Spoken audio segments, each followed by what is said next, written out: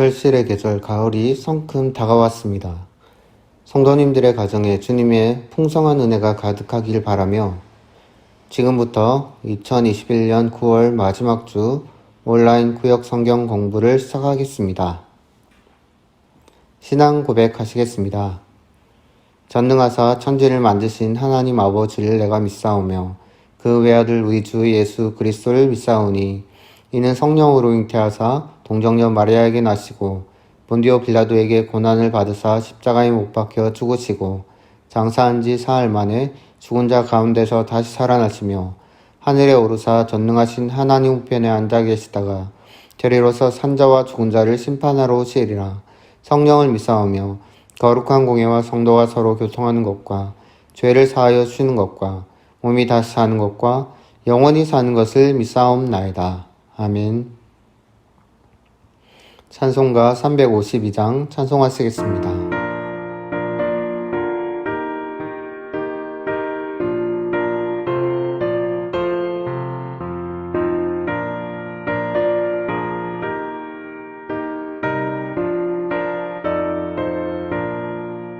십자가 군병들아 주 위에 일어나 이들로 앞서 나가 담대히 싸우라. 주께서 승전하고 영광을 얻도록 그 군대 거느리사 이기게 하시네.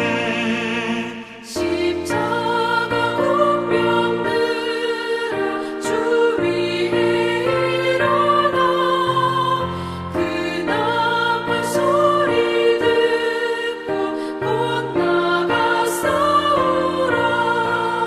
수없는 원수 앞에 주 따라갈 때에 주 예수 힘을 주사 강하게 하시네.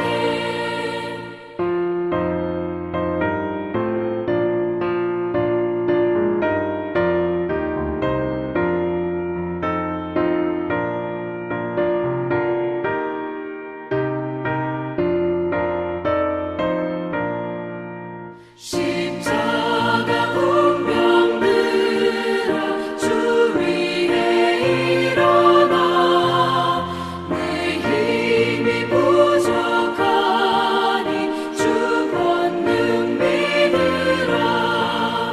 복음의 갑주 입고 늘 기도하면서 너 맡은 자리에서 충성을 다하라. 십자가 군병들아 주 위에 일어나 이날에 접전하고 꽃해가 부르라. 승전한 군사들은 영생을 얻으며 영광의 주와 함께 왕노릇하리라.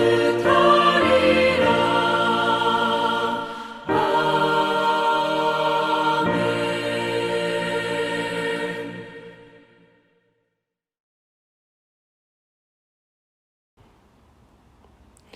오늘 함께 묵상할 성경 말씀은 출애굽기 23장 20절에서 33절 말씀입니다. 내가 사자를 내 앞서 보내어 길에서 너를 보호하여 너를 내가 예비한 곳에 이르게 하리니 너희는 삼가 그의 목소리를 청종하고 그를 노엽게 하지 말라. 그가 너희의 허물을 용서하지 아니할 것은 내 이름이 그에게 있음이니라. 내가 그의 목소리를 잘 청종하고 내 모든 말대로 행하면 내가 네 원수에게 원수가 되고 네 대적에게 대적이 될지라. 내 사자가 내 앞서 가서 너를 아모리 사람과 헷 사람과 브리스 사람과 가나안 사람과 히위 사람과 여부수 사람에게로 인도하고 나는 그들을 끊으리니 너는 그들의 신을 경배하지 말며 섬기지 말며 그들의 행위를 본받지 말고 그것들을 다 깨뜨리며 그들의 주상을 부수고 내 하나님 여호와를 섬기라. 그리하면 여호와가 너희의 양식과 물의 복을 내리고 너희 중에서 병을 제하리니 내 나라에 낙태하는 자가 없고 임신하지 못한 자가 없을 것이라. 내가 너의 날수를 채우리라. 내가 내 위엄을 네 앞서 보내어 네가 이를 곳의 모든 백성을 물리치고 네 모든 원수들이 네게 등을 돌려 도망하게 할 것이며 내가 왕벌을 네 앞에 보내리니 그 벌이 히위 족속과 가나안 족속과 헷 족속을 네 앞에서 쫓아내리라. 그러나 그 땅이 황폐하게 되므로 들짐승이 번성하여 너희를 해할까 하여 1년 안에는 그들을 네 앞에서 쫓아내지 아니하고 내가 번성하여 그 땅을 기업으로 얻을 때까지 내가 그들을 네 앞에서 조금씩 쫓아내리라. 내가 네 경계를 홍해서부터 블레셋 바다까지 광야에서부터 강까지 정하고 그 땅의 주민을 네 손에 넘기리니 내가 그들을 네 앞에서 쫓아낼지라. 너는 그들과 그들의 신들과 언약하지 말라. 그들이 네 땅에 머무르지 못할 것은 그들이 너를 내게 범죄하게 할까 두려움이라. 네가 그 신들을 섬기면 그것이 너의 올무가 되리라. 오늘 함께 공부할 주제는 광야 생활 첫 번째 시간, 하나님의 인도입니다. 그리스도인은 광야, 소림과 재림 사이에서 살아가는 존재입니다. 광야는 온갖 어려움을 곳곳에서 만나는 험난한 곳이지만 하나님 나라를 경험하는 복된 곳이기도 합니다. 광야에서 복을 누리려면 광야가 어떤 곳이고 그곳을 어떻게 지나야 하는지 알아야 합니다. 그래서 10월에는 광야 생활을 배웁니다. 첫 번째 주에는 하나님의 인도, 두 번째 주에는 사명의 발견, 세 번째 주에는 치명적인 시험, 네 번째 주에는 하나님의 은혜, 다섯 번째 주에는 하나님을 경험하는 삶에 대해서 배울 것입니다. 광야 같은 코로나 시대, 하나님과 함께 이 시기를 힘차게 지날 수 있기를 소망합니다. 첫 번째 문제로 본문 20절에서 26절 말씀을 보면 하나님은 이스라엘 백성에게 주의 사자, 천사를 앞서 보내시겠다고 약속하십니다. 방가루 1번에 하나님이 이스라엘 백성의 행진 앞에 사자를 먼저 보내시는 이유가 무엇입니까? 20절 말씀에 하나님은 사자를 앞서 보내심으로 이스라엘을 보호하고 하나님께서 예비하신 곳으로 인도하십니다. 광야에서 사자는 왕의 메시지를 전달하는 사신을 의미하기도 하고 하나님이 보내시는 천사를 의미하기도 합니다. 본문에서는 여호와를 대신하여 그의 백성을 인도하는 존재로 등장합니다. 하나님께서 사자를 통해 이스라엘 백성을 광야에서 잘 보호하며 끝내 그의 백성을 가나안 땅으로 인도하실 것입니다. 그러므로 하나님께서 이스라엘 백성의 행진 앞에 사자를 보낸다는 것은 이스라엘의 광야 행진이 방랑이나 유랑이 아니라는 것을 의미합니다. 이스라엘의 광야 생활은 정확한 목표를 가지고 움직이는 하나님의 군대 행진을 말합니다. 방가로 이번에 이스라엘 백성이 사자의 말을 잘 들으면 어떤 복을 받게 됩니까? 본문 21절에서 23절 말씀을 보면 사자는 하나님이 하나님을 대신해서 보낸 자이기 때문에 그의 말씀은 곧 하나님의 말씀입니다.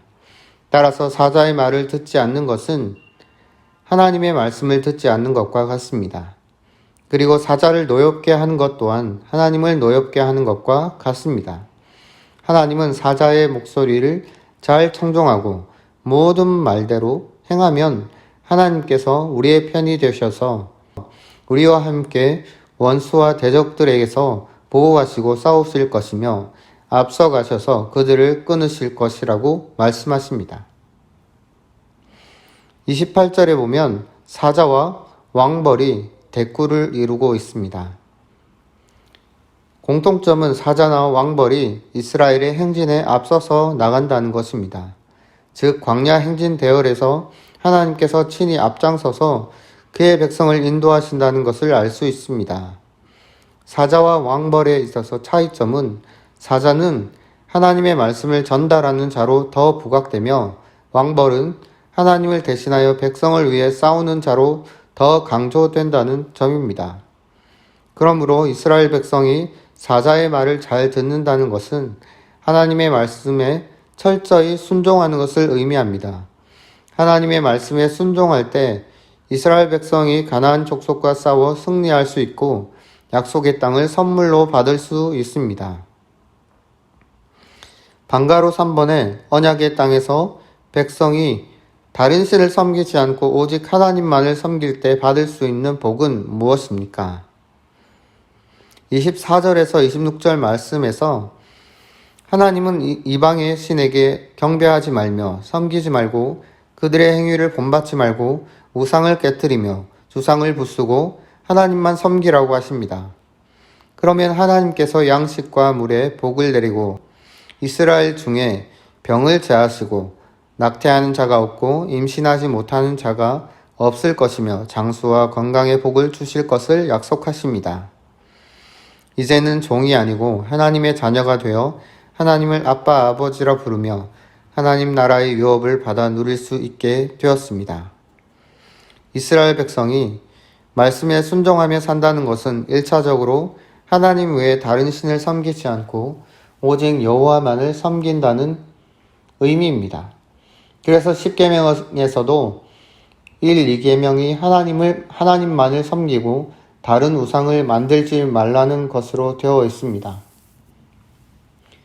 백성이 언약의 땅에서 말씀에 순종하며 오직 하나님만을 섬길 때 그들은 풍요와 생명의 복을 누리게 될 것입니다. 당시 가나안에서는 바알이 땅에 비를 내리고 생명을 준다고 여겼습니다. 하지만 하나님께서는 생명과 풍요는 바알이 아닌 하나님께서 주신다는 것을 분명히 말씀하십니다. 우리가 광야처럼 막막한 인생길을 가는 동안 하나님은 말씀을 통해 우리를 생명으로 인도하십니다. 말씀에 순종할 때 앞길을 활짝 열어주시고 매 순간 보호하시는 하나님을 경험할 수 있습니다. 막연한 상황에서 말씀으로 길을 찾고 복과 생명을 누린 경험이 있다면 서로 나눠보시기 바랍니다. 두 번째 문제에서 본문 27절에서 33절을 보면 하나님은 이스라엘 백성 앞에 왕벌을 보내겠다고 약속하십니다. 방가로 1번에 하나님이 이스라엘 행진보다 앞서 왕벌을 보내시는 이유가 무엇입니까? 27절, 28절에서 하나님은 왕벌을 보내셔서 하나님의 위엄을 나타내시며 이스라엘이 도착하는 곳에 모든 대적들을 물리치시고 도망가게 하십니다. 왕벌은 문자적으로 침을 쏘는 곤충을 의미합니다. 분명한 것은 왕벌 역시 하나님의 대행자라는 사실입니다. 왕벌이 하는 일은 대적과 싸우는 것입니다. 그런데 중요한 사실은 하나님께서 내가 하리라 라는 말씀을 계속 반복하신다는 점입니다. 하나님이 왕벌을 보내셔서 전투하시지만 싸움을 이끄는 주체가 하나님이라는 것을 분명히 밝힌 것입니다. 모든 전쟁이 하나님께 속해 있습니다. 하나님께서 친히 선봉에 서서 대적을 물리쳐 주십니다. 방가로 2번에 하나님이 가나안 족속을 조금씩 천천히 쫓아내겠다고 말씀하신 이유는 무엇입니까? 29절, 30절 말씀해 보면 하나님은 이스라엘 백성이 번성하여 그 땅을 기업으로 얻을 때까지 가나안 족속들을 쫓아내지 않겠다고 하십니다. 이는 그 땅이 황폐하게 되어 들짐승들이 번성하여 이스라엘을 위협할 것을 염려하셨기 때문입니다. 가나안 정복 전쟁은 최소 7년 이상 진행되었습니다. 7년이 지나고서도 다 정복하지 못한 땅은 미리 약속된 땅을 지도에 그려오게 하고 그 지도를 보며 땅의 분배가 이루어집니다. 이미 정복한 땅에서는 백성이 안식을 누릴 수 있지만 아직 정복하지 못한 땅은 취해야 할 사명으로 남겨집니다. 그래서 땅의 신학은 안식과 사명의 이중성을 담고 있습니다. 하나님께서 1년 만에 모든 땅을 정복하는 방식이 아닌 이처럼 시간이 걸리는 방식으로 땅을 취하게 하신 것은 땅의 정복 목적이 파괴가 아니라 안식을 누리는 데 있으며 여전히 정복되지 못한 땅에 대해서는 사명과 비전으로 남겨놓기 위해서입니다. 방가로 3번에서 하나님은 가나안 정복을 약속하시며 이스라엘 백성에게 무엇을 당부하십니까? 31절에서 33절 말씀을 보면 하나님은 땅의 경계를 정하시고 땅에 살고 있는 모든 주민들을 쫓아내라고 하십니다. 그리고 그 땅의 주민과 그들이 섬기는 우상에 언약하지 말라고 말씀하십니다. 그 이유는 그들이 이스라엘을 유혹하여 우상을 섬기게 하여 하나님과 멀어지고 범죄하게 할 것이기 때문입니다. 땅의 신학에서 가장 중요한 것은 땅의 모든 소유권이 하나님께 있다는 것입니다. 하나님의 언약 백성은 땅의 소유주가 아니라 임차인으로 하나님의 말씀에 순종하는 백성에게 땅이 잠시 위탁된 것입니다. 말씀 순종의 핵심은 여호와 하나님을 온전히 왕으로 인정하는 것입니다. 즉 하나님 외에 다른 신을 섬기지 않는 믿음이 있어야 그 땅에서 살 수 있습니다. 만일 이스라엘 백성이 약속의 땅에서 다른 신을 섬기며 가증한 일을 행하면 그 땅이 그들을 토해낼 것입니다. 하나님이 이스라엘보다 앞서 왕벌을 보내 가나안 족속을 쫓아내겠다고 하신 말씀은 가나안 정복을 하나님 자신의 힘으로 이루어 주시겠다는 뜻입니다. 그리스도인은 하나님께 힘입어 악한 영적 세력과 싸우고 있습니다. 죄와 악의 공격을 받을 때 하나님이 도와주셔서 이겨낸 경험이 있다면 서로 나눠 보시기 바랍니다. 우리는 하나님이 모든 문제를 한 번에 없애 주시길 바라지만 하나님은 조금씩 천천히 해결해 주십니다. 이럴 때 우리는 답답해하며 자주 하나님께 응답을 재촉하지만 이 더딤은 우리를 위한 하나님의 섬세한 배려입니다. 내 생각과 내 기도대로 이루어지지 않았지만 지나고 보니 하나님이 은혜로 인도하셨음을 깨달은 일이 있다면 서로 나눠보시기 바랍니다. 몇 가지 기도 제목을 가지고 기도하는 시간을 가지도록 하겠습니다. 첫 번째로 하나님의 은혜와 사랑이 보합교회에 충만하여 지역사회에 주신 교회 사명을 잘 감당하게 하시고 하나님 나라의 영광과 구원의 은혜를 선포하게 하옵소서. 두 번째로 담임 목사님께 영육의 강건함을 주시고 말씀의 지혜와 기도의 능력을 주셔서 목회의 비전을 성취하게 하옵소서. 세 번째로 보합교회 70주년 항종직, 장로, 안수집사, 권사 임명 과정이 순조롭게 진행되게 하시고 성령과 지혜가 충만하고 교회에 합당한 일꾼들이 임명되게 하옵소서. 네 번째로 10월 원컴데이와 수능을 위한 특별 새벽 기도회를 통해 온 성도들이 성령으로 충만하게 하시고 원컴데이에 온 가족과 이웃, 친구를 초대하여 주님의 은혜를 기뻐하며 감사하는 축제의 시간이 되게 하옵소서. 다섯 번째로 환우들의 건강을 지키시고 모든 치료의 과정 속에 하나님이 간섭하셔서 정확한 치료와 회복이 있게 하옵소서. 여섯 번째로 코로나 백신 접종이 부작용 없이 원활하게 이루어지게 하시고 속히 치료약이 개발되어 사회가 안정되게 하옵소서. 일곱 번째로 교회 주변의 재개발을 주관하는 LH공사와 미추홀구청의 담당자들이 교회 전체에 합당한 결정을 하게 하시고 지역과 교회 모두에 유익이 되는 진행이 이루어지게 하옵소서. 여덟 번째로 성도들의 가정과 직장, 사업에 형통함이 있게 하시고 기도하는 것마다 응답되는 은혜를 주옵소서. 다 같이 기도하시겠습니다. 자격 없는 내 힘이 아닌 오직 예수님의 보혈로 자격 없는 내 힘이 아닌 오직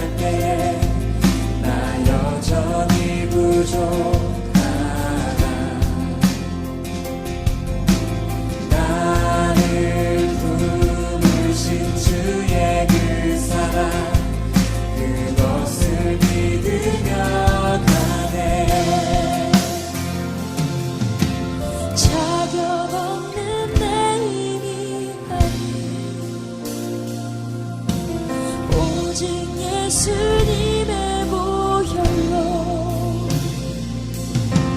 자격 없는 내 이기하리 오직 예수님의 보혈로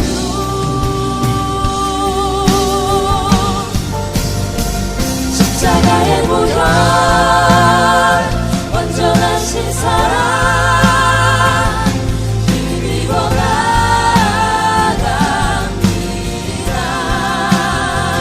십자가의 보혈 완전하신 사랑 힘입어 예배합니다. 십자가의 보혈 완전하신 사랑 힘입어 나갑니다. 십자가의 보혈 완전하신 사랑 힘입어 예배합니다.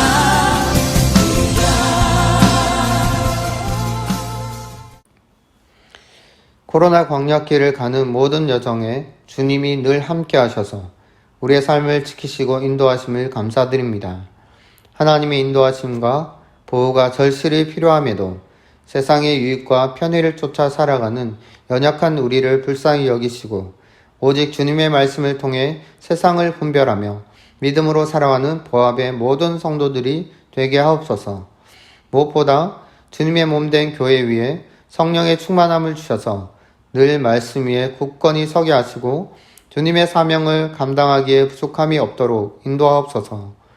선도에서 늘 기도와 말씀으로 성도들의 삶을 돌아보시는 담임 목사님의 건강을 지키시고 성령과 지혜가 충만하게 하시어 목양의 비전을 성취하게 하옵소서. 보합교회의 70주년을 맞이하는 내년을 준비하며 항존직 직분자, 장로, 안수집사, 권사를 뽑는 과정 가운데 있습니다. 직분을 임명하는 모든 과정이 은혜롭게 진행되며 하나님의 선하신 뜻대로 합당한 일꾼이 임명되게 하옵소서. 10월 17일에 있을 교회 설립 주일 온컴데이를 통해 이웃과 가정, 친척들에게 예수님의 사랑을 전하게 하시고 함께 모여 기쁘고 즐거운 은혜의 시간이 되게 하옵소서. 교회 주변에 재개발 논의가 진행되고 있습니다. 재개발을 주관하는 미추홀구청과 LH 공사 관계자들에게 선한 마음을 주셔서 교회 전체에 합당한 조치가 이루어지게 하시고 교회와 지역에 유익이 되도록 진행되게 하옵소서. 하나님의 위로와 치료의 은혜를 구하는 모든 성도들을 돌아보셔서 건강을 지키시고 모든 치료의 과정 가운데 간섭하셔서 정확한 치료와 빠른 회복이 이루어지게 하옵소서. 주님의 은혜를 구하는 모든 성도들의 가정 가운데 늘 평강과 은혜가 함께 하셔서 주님의 은혜를 구하는 모든 성도들의 가정 가운데 늘 평강으로 함께 하셔서 하시는 모든 직장과 사업, 학업 위에 주님의 은혜와 형통함이 있게 하옵소서. 오직 주님만이 우리의 참 길이요 진리요 생명이심을 믿습니다. 감사드리며 예수님의 이름으로 기도드립니다. 아멘. 주기도문으로 마치겠습니다. 하늘에 계신 우리 아버지여, 이름이 거룩히 여김을 받으시오며 나라의 임하옵시며 뜻이 하늘에서 이루는 것 같이 땅에서도 이루어지이다. 오늘날 우리에게 일용할 양식을 주옵시고 우리가 우리에게 죄 지은 자를 사하여 준 것 같이 우리의 죄를 사하여 주옵시고 우리를 시험에 들게 하지 마옵시고 다만 악에서 구하옵소서. 대개 나라와 권세와 영광이 아버지께 영원히 쌓옵나이다. 아멘.